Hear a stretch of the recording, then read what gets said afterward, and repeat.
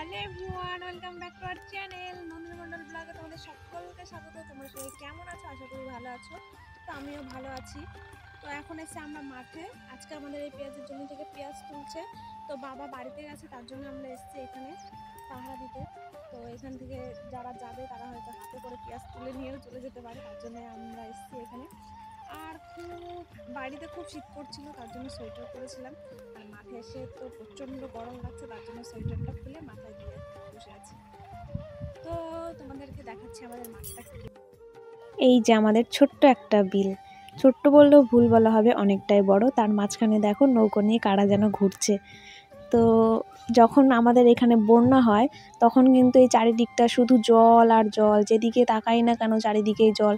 আর এখন দেখো কত সুন্দর লাগছে এই পরিবেশটা, চারিদিকে সর্ষে ফুল, গাঁদা ফুল, সারি সারি তাল গাছ, তার পাশে একটা ছোট্ট একটা বিল, কত সুন্দর লাগছে।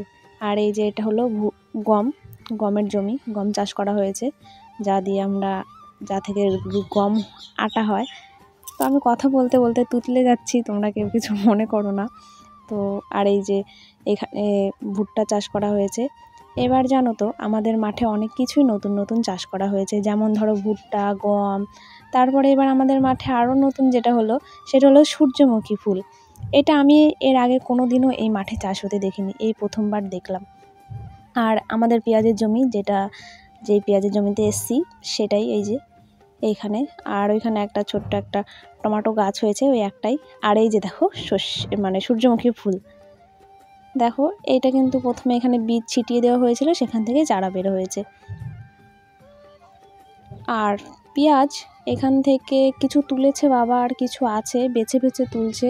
যে পেঁয়াজ কলি হয় সেগুলো বোধহয় তুলছে না, সেখান থেকে পেঁয়াজ কলি তুলে আমরা বিক্রি করি, সেগুলো আছে। আর যেগুলো কলি নেই, পেঁয়াজের কলি, সেগুলো তুলে ফেলা হচ্ছে, সেগুলো বিক্রি করতে নিয়ে যাওয়া হবে। এই যে দেখো তার সাইডে একটা রসুনের জমি, এখনও রসুন তেমন বড় হয়নি, ছোট একদমই ছোট, বড় হয়নি তেমন। এই যে পেঁয়াজের সাইজ দেখো, এগুলো বিক্রি করতে নিয়ে যাওয়া হবে। আর এখন চলে এসেছি আমি বাড়ি। তো ভিডিওটা কেমন লাগলো তোমরা অবশ্যই কমেন্ট করে জানিও।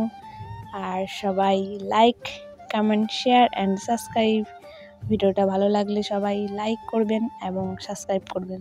তো সবাই ভালো থাকবেন, সুস্থ থাকবেন।